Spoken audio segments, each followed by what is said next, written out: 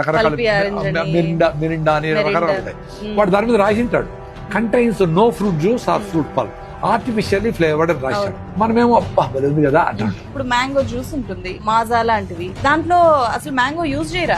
దాంట్లో 20% ఉంటుంది.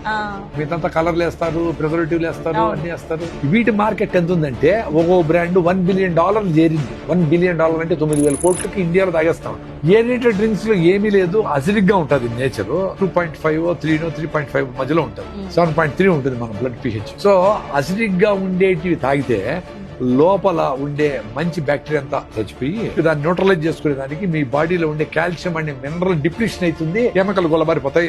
అంటే ఓ రోజు కాదు, 5 ఏళ్ళు 10 ఏళ్ళు 20 ఏళ్ళు, కొంచెం గట్టిగా ఉంటే 20 ఏళ్ళు లేకపోతే 10 ఏళ్ళు. సో పోతాయి అని చెప్పి అసలు కూల్ డ్రింక్స్ తాగకూడదు అనే దాని మీద పెద్ద చైతన్యమే వచ్చింది.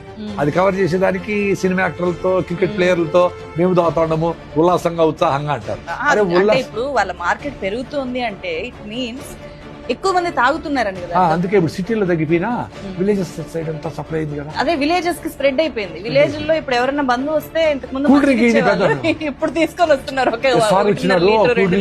టీవీలో చెప్పి కొడతా ఉంటారు కదా. అది ఉల్లాసంగా ఉంది నాకు ఇది తాగితే, నీకు డబ్బులు ఇస్తారు, ఉల్లాసం ఉంది. మీరేమో రాయిజావ తాగుతారు, మంచిగా ప్రోటీన్స్ తింటారు, మిల్లెట్ ఫుడ్ తింటారు, సదరొడ్లు తింటారు.